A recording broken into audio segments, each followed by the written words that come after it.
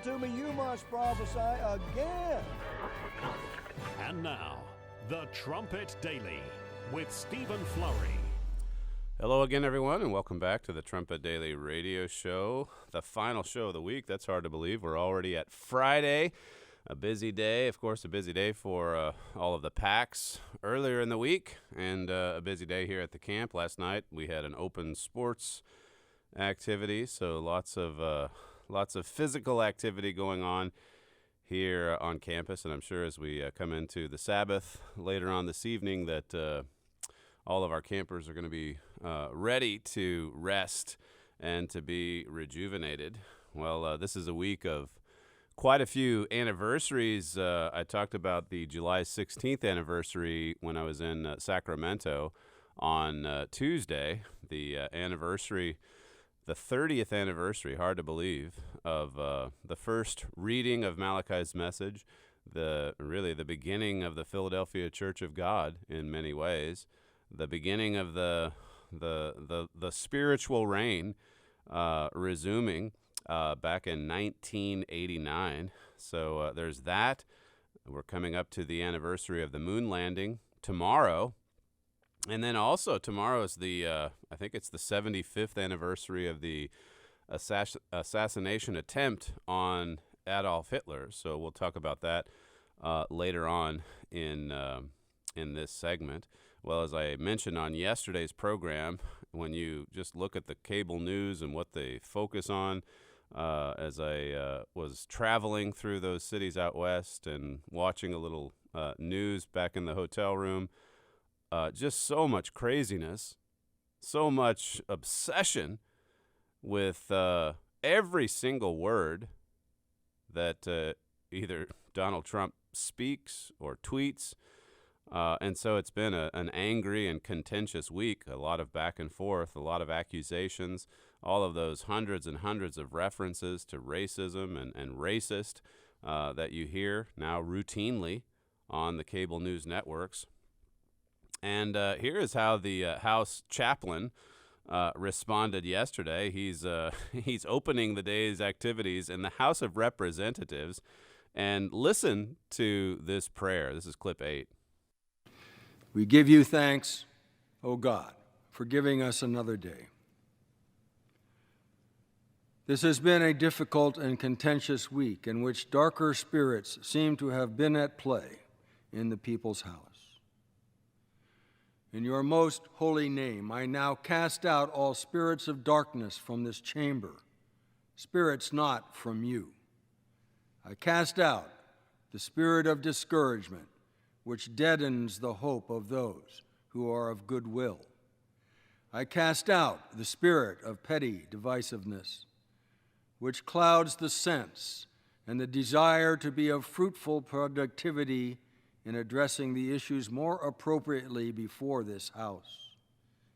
I cast out any sadness brought on by the frustration of dealing with matters detrimental to the honorable work each member has been called to engage in.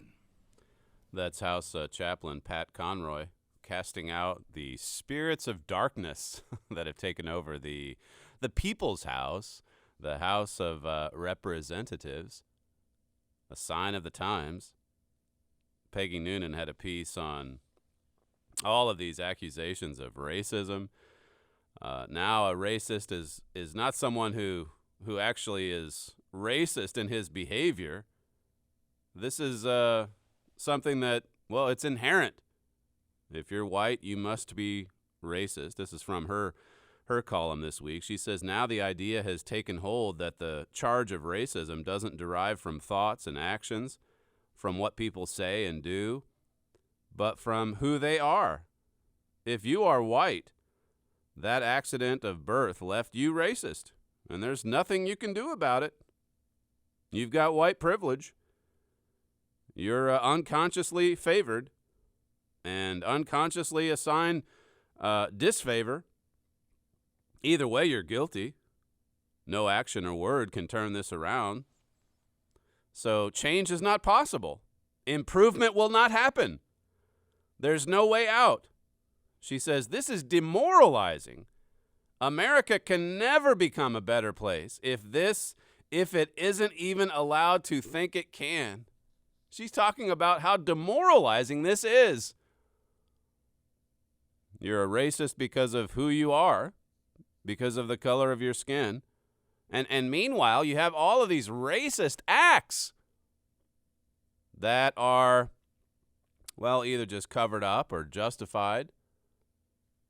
That's really what's been covered up this week, as they've gone after the president. And you look at these women that he criticized on Sunday and Monday and consider some of the things that they have said and done and tweeted. Ilham Omar, she co-sponsored a bill that would stop the government from calling foreign aliens aliens. Apparently this is dehumanizing. Joaquin Castro, he introduced the bill, and it says the words alien and illegal alien work to demonize and dehumanize the migrant community. They should have no place in our government's description of human beings. It says immigrants come to our borders in good faith. Did you know this? Immigrants, all of them, they all come in good faith. Now, if you're white and you're here at home, you can't be trusted. You must be racist. But immigrants, they come to the border of the United States in good faith. They work hard for the opportunity to achieve a better life for themselves and their family. Eliminating this language from government expression puts us one step closer to preserving their dignity and ensuring their safety. You can see why there's such a groundswell of support for Donald Trump in the heartland. These are people that are more concerned about those on the outside of America than they are about those on the inside. And if you dare, as I said on yesterday's show, if you dare speak up and criticize individuals like Omar, who they've had this track record of racist actions, racist statements, anti-Jew, Jew hatred. But if you speak up and criticize them, well, you see what happens. We've seen it this week. Senator Tom Tillis, he said on, I think it was one of the Fox shows yesterday, he commented on what the media should be focusing on right now, rather than 1,100 references in a couple of days to racism and Donald Trump. They should be focusing on what these four women that President Trump singled out, what they've said, what they've done. Here's what he had to say yesterday, clip 7. Well, look, anytime you get into a crowd like that, you've got a lot of supporters. They're going to say what they want to say. But I think we have to go back to something. It was on your prior segment that Omar has just proposed yesterday, and that is support for sanctions against Israel. And even worse, as she's describing why people should support it, she said it's analogous to the sanctions against Nazi Germany. I can't think of anything more audacious than that statement about the Jewish community in the United States and our great friends and allies in Israel. We've got to shift the attention back to some of the positions that they're taking that are extreme. Now, the media here in Capitol Hill only want to talk about parsing the president's words. I'm not going to answer a question of them unless they come back and talk about the things that actually lit this candle. And it's the extreme positions taken by AOC, Omar, and the so-called gang. That's Senator Tom Tillis commenting on these ladies, the squad as they've been called, the ones that President Trump criticized. We've got to go back, shift the attention back to their extreme positions. It highlights just how extreme the radical left today is. And it's refreshing when you hear a few, there's not that many, but a few voices speaking up to criticize this sort of extreme behavior or these extreme positions. Here's Louisiana Senator John Kennedy, what he had to say about these four, the squad. This is clip 1. This is America. And in America, if you hate our country, you're free to leave. Now, he said that in response to the behavior of the 4 congresswomen that you're talking about, the so-called squad. I'm not sure the president should exchange playground insults with them. You know, when you try to argue with a fool, that proves they're two. But the president decided to do so. The simple fact of the matter is that the 4 congresswomen think that America was wicked in its origins. They think that America and its people are even more wicked now, that we are all racist and misogynistic and evil. Now, they're entitled to their opinion. They're Americans, but I'm entitled to my opinion, and I just think they're left-wing cranks, and they're the reason that their direction's on a shampoo bottle. I think we should ignore them. He went on to compare them to the 4 horsemen of the apocalypse. Listen to this, clip 2. Well, there's no question that the so-called squad has moved the Democratic Party substantially left. What I was referring to, yes, Tucker, is, I guess, rule number 1 of political combat. Never interrupt your opponent when he's screwing up. Just let him screw up. Yes. And they are destroying the Democratic Party. It's just, I'm appalled that so many of our presidential candidates are falling all over themselves to try to agree with the 4 horsewomen of the apocalypse. The 4 horsewomen of the apocalypse. Pretty funny statement there at the end, but he's right on the fact that they're destroying the Democrat Party. And again, this all may be by design. President Trump singling them out because the Democrat Party was really at war with itself. Just last week, the squad, they were out there saying that Biden and Pelosi were racist. And then when President Trump comes forward, the one that they all can agree on, they hate him. They can all agree on that. When the president comes forward and criticizes the squad, then they all band together.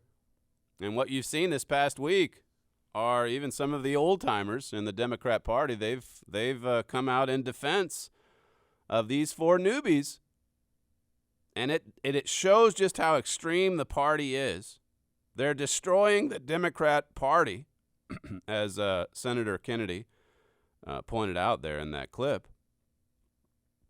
Victor Davis Hanson, he has a piece on the war against history and how that this really is a war against America's future. It's a war over the future of the United States of America.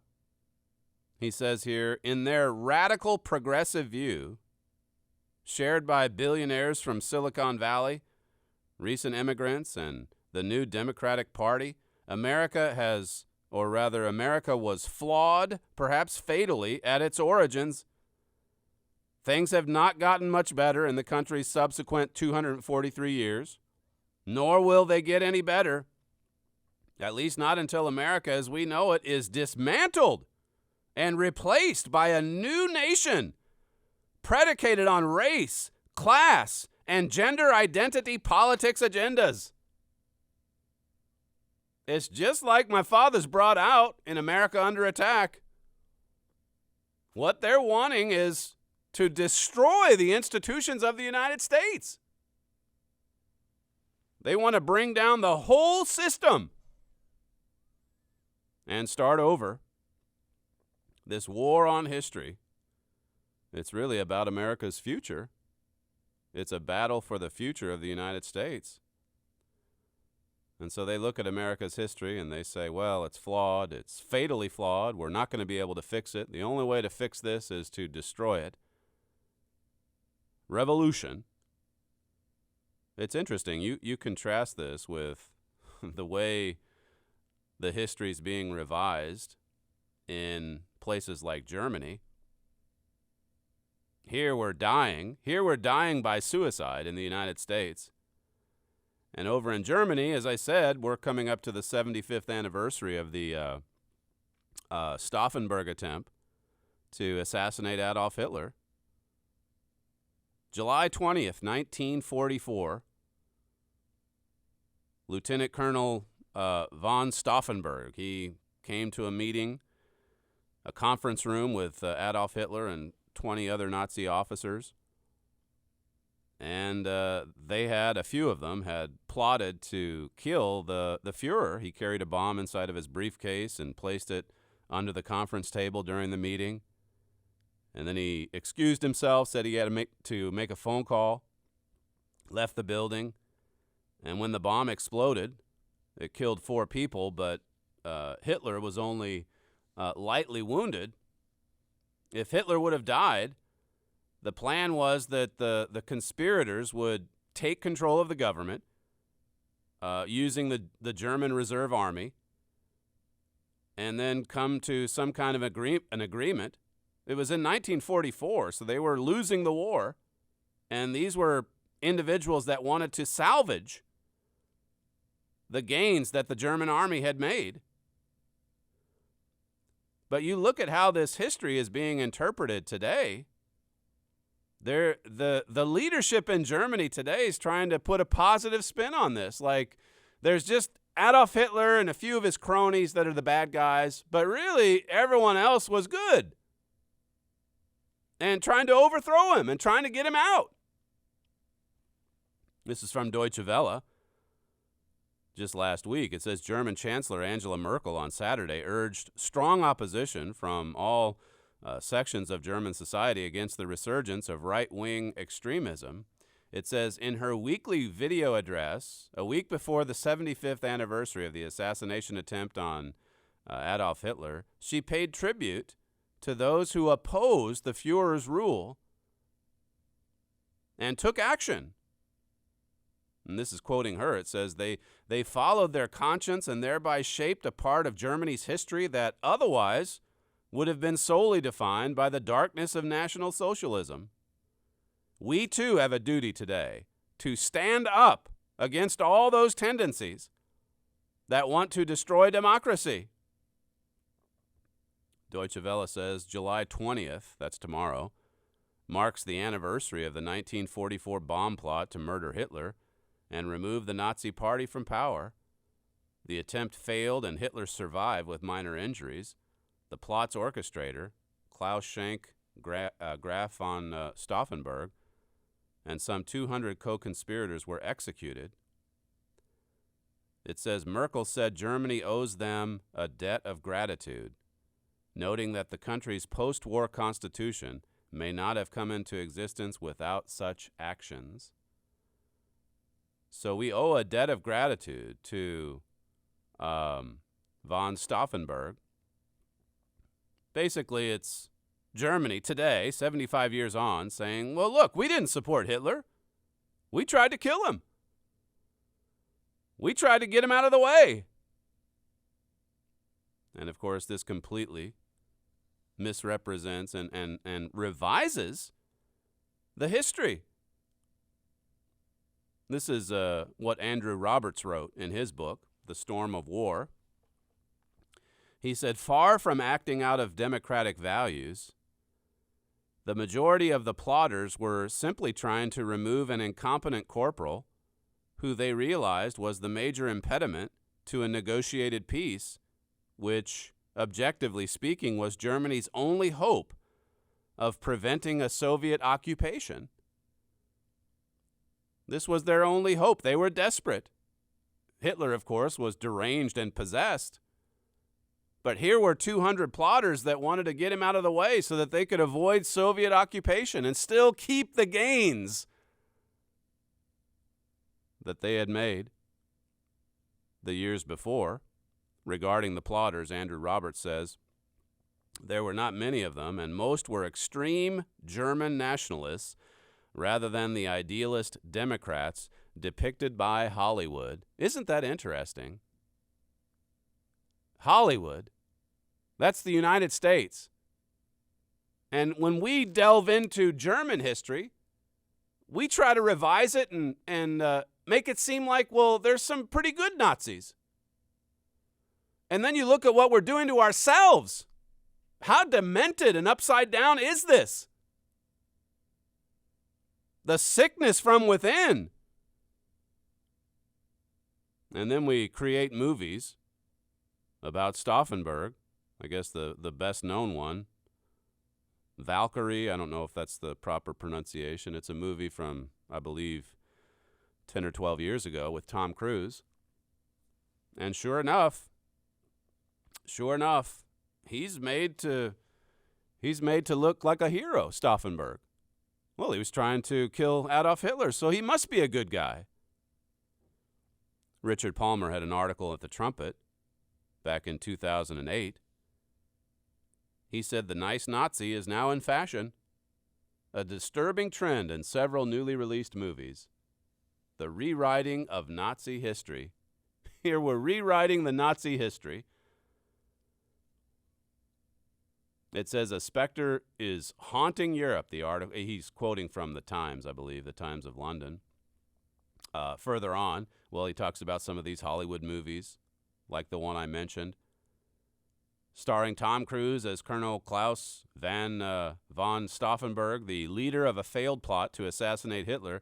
In the film, says the Times, he's a man of action and nobility who's surrounded by a cast of equally honest souls. In fact, with the exception of Hitler himself and a few surrounding cronies, it's hard to find a nasty Nazi among them. Well, they're heroes. These German nationalists. These German plotters that wanted to preserve the German Empire. Look, these movies seem to say, being a Nazi wasn't that easy, and furthermore, not everybody caught the bug. The director of this movie, Valkyrie, he's quoted in the article as saying, nobody wants to believe that all of the people are indoctrinated into evil, into murder and such hate. Nobody wants to believe that. So I think Valkyrie will inspire. It'll be inspiring to people. I hope it will. Nobody wants to believe they're all evil. Now, you contrast that with what they say about Americans in the United States, white Americans. They're evil, they're racist just because they're white. Richard writes, these films embrace a dangerous fiction. The idea that only a few evil men hijacked a nation is simply not true, says Richard Evans, professor of modern history at Cambridge. It's just not true. There's a tendency, perhaps derived from the sources that filmmakers use for these films, to show everyone as being very rational and reasonable. Further on in his article, Richard quotes from historian Paul Johnson, his book, Modern Times, where he's talking about Germany in the 1920s. This is long before Adolf Hitler came to power. Paul Johnson says there were proposals for double taxation for Jews, isolation or apartheid, a return to the ghetto system, special laws. This is in the 1920s, keep in mind. Special laws with hanging for Jews who broke them, an absolute prohibition of intermarriage between Aryan Germans and Jews. Calls for the extermination of the Jews became frequent and popular, and anti-Semitic pamphlets circulated in millions. Now, think about Ilham Omar and all of her tweets against Jews, all of the Jew hatred that comes from that woman's mouth. And that's erased, justified, overlooked. I think I heard Jake Tapper say those are controversial. He said it in the same spiel where he mentioned that the president, however, is racist. Time and time again he says it. Absolutely, he's racist. She says what she says about the Jews, and it is controversial. That's all that you can get them to say. Paul Johnson says, calls for the extermination of the Jews became frequent and popular. And anti-Semitic pamphlets circulated in millions. There were many violent incidents, but when in 1919, the Bavarian police asked for advice on how to cope with anti-Semitism, Berlin replied, there was no remedy since, quote, it has its roots in the difference of race which divides the Israelitic tribe from our people. You can't do anything about it, the German authorities said. In 1919, they said you just have to accept that there's going to be Jew hatred. There's nothing you can do about it. We're justified. They're different than we are. And when did Hitler come to power? The early 1930s, 1933, I think it was. This is Paul Johnson talking about Germany in 1919, the early 1920s. Richard says here, these recent films portray the rise of Nazism as a one-off, unfortunate affair caused by one man in the wrong place at the wrong time. In reality, the rise of Nazism contains a vital lesson for everyone in the world. It shows what human beings are really capable of and how easily mankind can be motivated toward hate. Nobody wants to believe it, as Valkyrie's director said, but that doesn't stop it from being the truth. We don't want to believe there was all that evil, so we'll just make a movie and pretend. We'll pretend that the evil was really isolated and contained in this tiny, tiny, tiny little area. And that really, most of the people were righteous. We're good. We're trying to get rid of Hitler, even in Germany. When we come back, we'll look at some more history that's being revised. The 50-year anniversary of the landing on the moon. That anniversary is tomorrow as well. You're listening to Stephen Flurry, and this is the Trumpet Daily Radio Show. If you'd like to email the program, you can send comments to td@kpcg.fm. We'll be right back.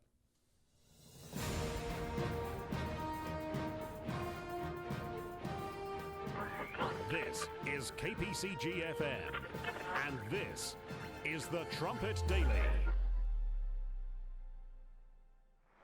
I therefore ask the Congress, above and beyond the increases I have earlier requested for space activities, to provide the funds which are needed to meet the following national goals. First, I believe that this nation should commit itself to achieving the goal, before this decade is out, of landing a man on the moon and returning him safely to the Earth. No single space project in this period will be more impressive to mankind or more important for the long-range exploration of space, and none will be so difficult or expensive to accomplish. Over 8 years and 10 space missions later, 400,000 engineers, technicians, and scientists accomplished that goal. That's one small step for man, one giant leap for mankind. A fusion of every scientific realm, a challenge that took man off Earth and put him among the stars. But what of the challenges on this Earth? What about the growing unrest, political strife, and poverty this world now faces? The human mind can send a man to the moon, but cannot find the way to world peace. What is holding mankind back? Is the way to peace even possible? There is a missing component to the mind of man. One missing factor without which peace is impossible. But the way to this missing component can be found. This final factor that will enable man to find peace and prosperity lies out of reach of science and in the pages of the Holy Bible. Visit thetrumpet.com and order or download a free copy of What Science Can't Discover About the Human Mind by Herbert W. Armstrong. With this booklet, you too will understand the truth surrounding the purpose and potential of the human mind.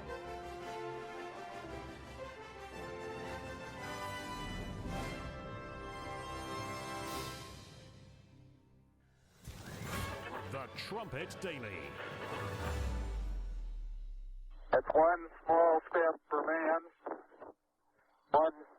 giant leap for mankind.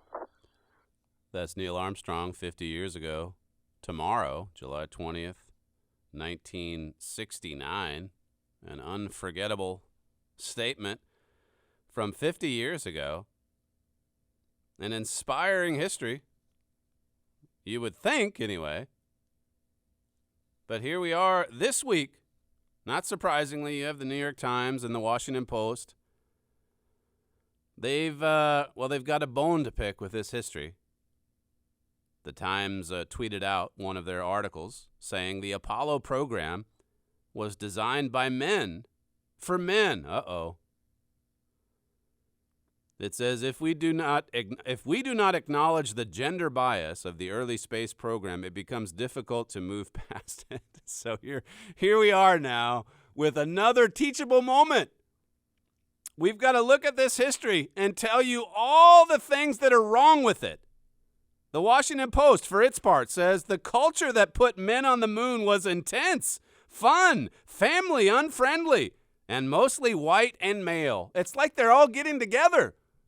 It's like they're all in the conference room together. Hey, how are we going to come out on this one?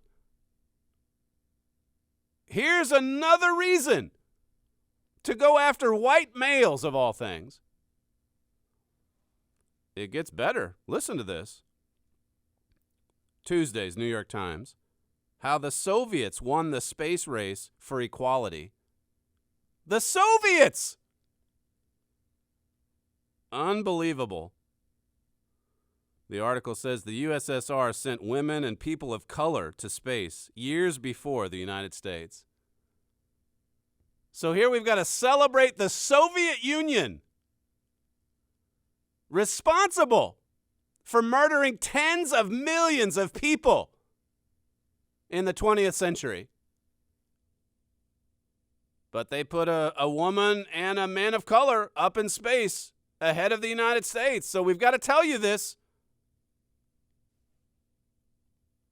It says the Cold War was fought as much on an ideological front as a military one, and the Soviet Union often emphasized the sexism and racism of its capitalist opponents, particularly the segregated United States. And the space race was a prime opportunity to signal the USSR's commitment to equality.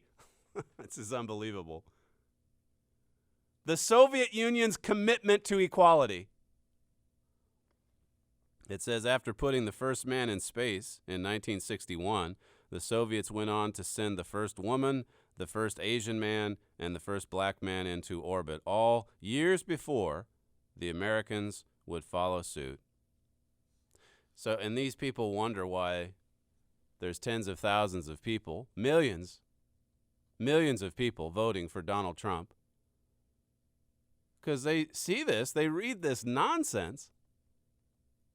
Well, we can't even be proud of anything anymore in the United States. It's just like I said in the first segment. The evil, it was there from the beginning, and it's worsened. If anything, it's worsened. And the only thing that will solve this is if we just destroy it from top to bottom and start over with the democratic socialist model based on the Soviet Union. Really. That's what they want. That's the New York Times. This week, that's the Washington Post. This week, talking about diversity, talking about the white male space program from 1969. What a difference. What a difference when you compare the way that the United States and really the whole world, when you compare the way that it reacted to that event from 50 years ago,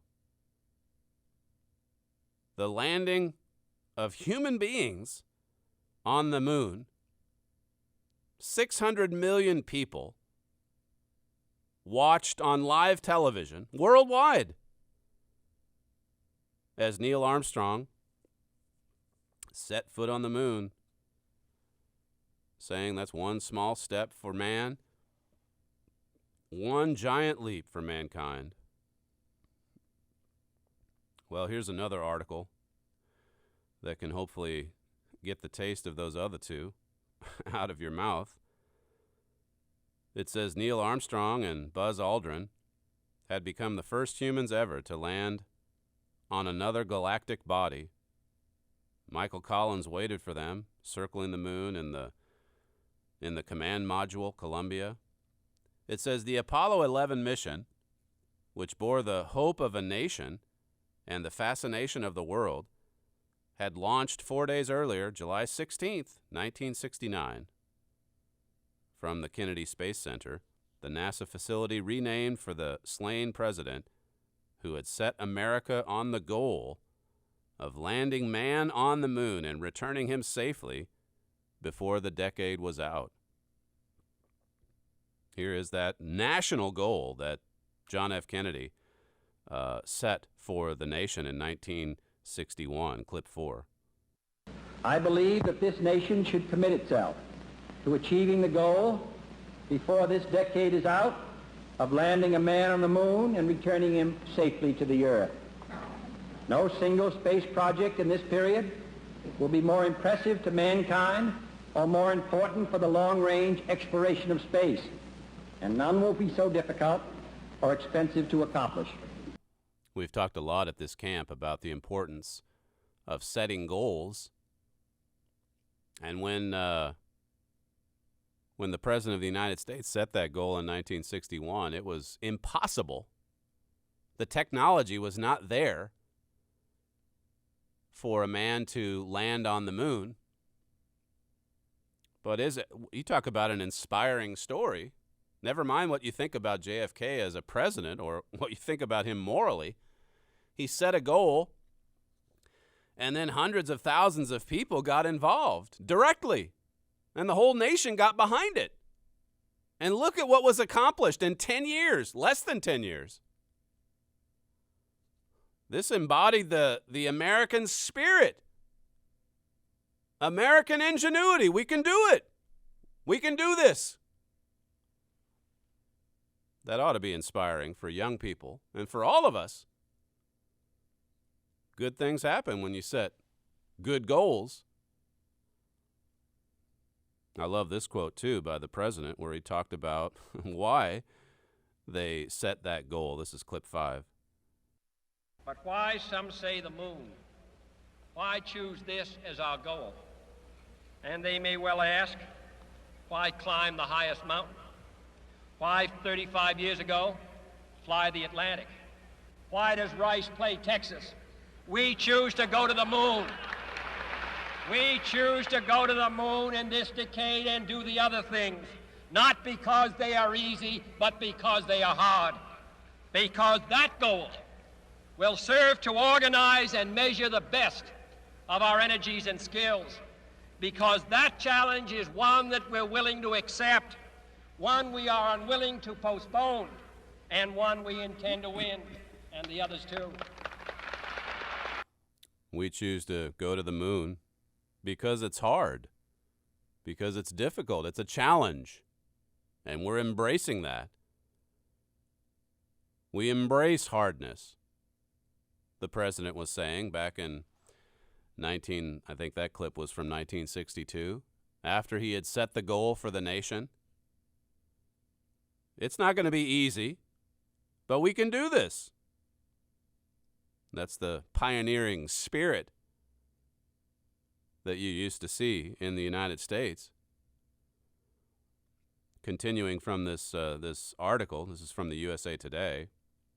It says, by some estimates, more than 1 million people gathered along the Space Coast shoreline to watch the rumbling Saturn V lift into the heavens that July morning. That's back in 1969, July 16th. It says, what was next was a journey that would accomplish what years earlier had seemed impossible. The crew had been training intensely. Some 400,000 people, NASA employees, contractors around the nation, had worked long hours, staying late, solving one engineering puzzle after another to make it a reality. It was Aldrin who spoke the two words that have become a poetic descriptor for what they saw on the moon. Magnificent desolation. Magnificent desolation, he said. It all felt like that is what America is, what we can do when we're united in purpose, Aldrin said. Apollo showed that this nation, this America, can do whatever is required when destiny calls on us to unify and step up. It quotes him as saying, "It was an honor to be a part of Apollo." That was how I felt in 1969, how I still feel. This is a blessed nation, truly blessed, and we're all lucky to be part of it. I hope we never forget how lucky we are to be Americans. Well, that's a message you don't hear today. How blessed we are to be Americans. How blessed we are to be in this land of America. To be in the land of blessings and prosperity. President Kennedy, in 1961, he also said, but in a very real sense, it will not be one man going to the moon. If we make this judgment affirmatively, it will be an entire nation. For all of us must work to put him there. This was for the entire nation. In fact, as my father has written, he wrote at the 40th anniversary 10 years ago, he wrote that this was an event that moved the world. The whole world, as I said, 600 million people tuned in to watch this event live. Listen to some of the work that they put in. This is from another article, The Times of London. It says, we moved to working 6 days a week, 10 hours on weekdays, 8 on Saturdays. And if we had to work Sunday, we did. We had a job to do. Apollo 11 was a civilization-changing event. And that thought that, hey, I had to be part of it, it makes you proud. We went 9 years from drawing board to putting men on the moon. 9 years earlier, it was impossible. It was an idea. It was a goal.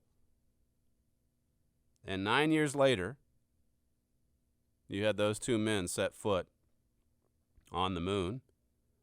This quotes one of the engineers.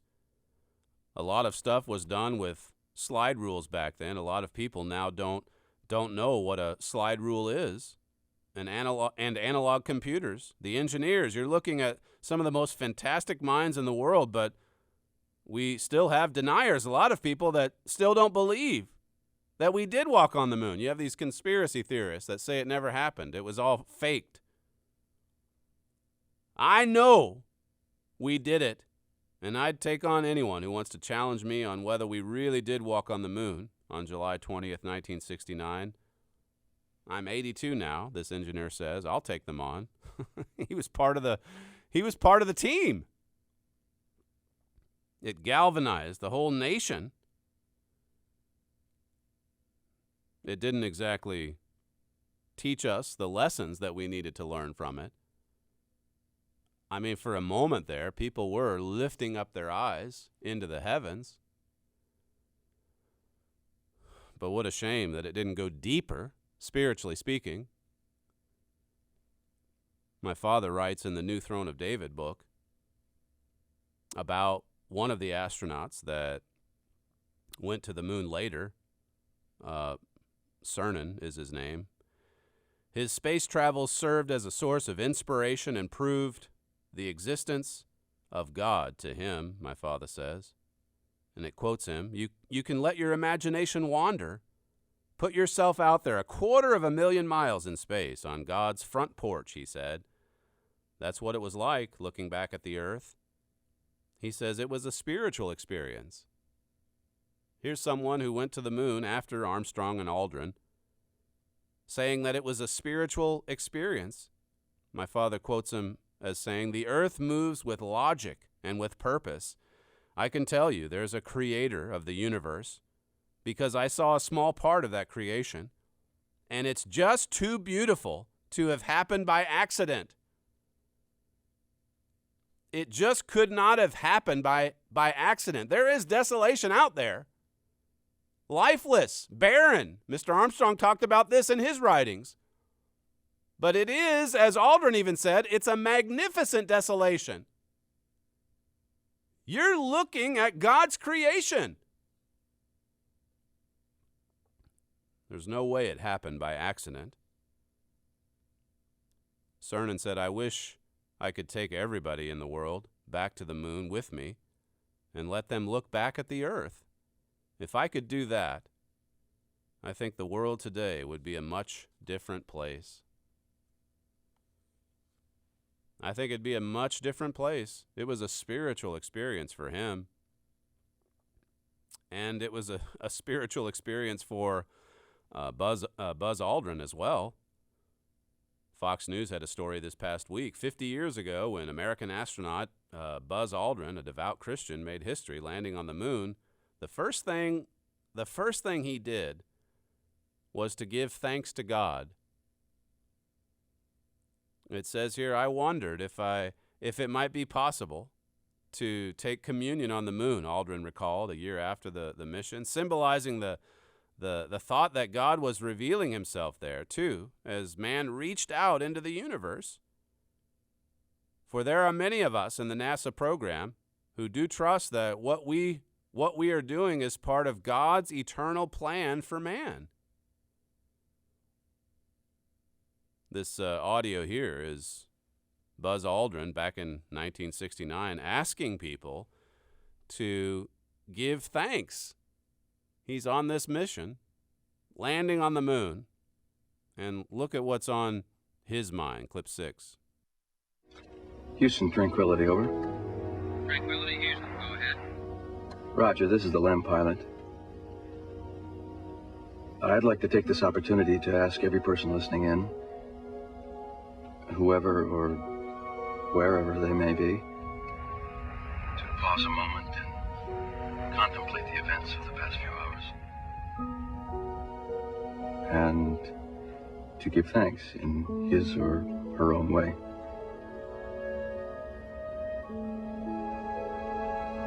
Over. Roger, Tranquility Base. That's actually from a movie about the exchange that Aldrin had with the command center at Houston. But the Fox article actually has the actual audio from 1969. Aldrin saying that, I'd like to just take a moment to pause and to contemplate the events of the past few hours and to give thanks. To give thanks to God. This Fox News piece says at the end of the mission, when Aldrin was headed back to Earth, he read aloud a second verse. He went up there, and I think the verse that he read when he was on the moon was from the Gospel of John. But then coming back, he read aloud a second verse from the Old Testament that he scrawled on the same note card. It says, Psalm 8, verses 3 and 4. Our listeners are going to be well familiar with that passage. David's psalm, when I consider your heavens and the work of your fingers and the moon and the stars which you have ordained, what is man that you're mindful of him, and the son of man that you visit him? What is man? He asked a good question, quoting from that psalm. And Mr. Armstrong, when he was writing about this back in 1969, he went on and answered it, taking us to Hebrews 2 and the incredible human potential,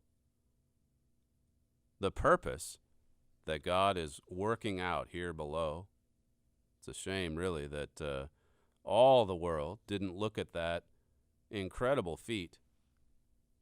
One giant leap for mankind. Well, in what way? Did we really leap forward from that? Look at where we are today. Look at the way the New York Times and the Washington Post are writing about this history today. We haven't made progress, certainly not morally. And yet you can look back on this history and draw inspiration from it.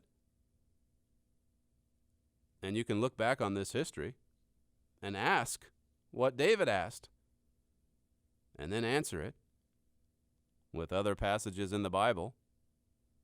And, of course, Incredible Human Potential and Mystery of the Ages and a lot of other things that we've written. We've got our beautiful Universe booklet as well that can help you in your study. When we come back, we'll conclude today's program with a few emails that have come in recent days. You're listening to Stephen Flurry, and this is the Trumpet Daily Radio Show. We'll be right back. You're listening to the Trumpet Daily Radio Show.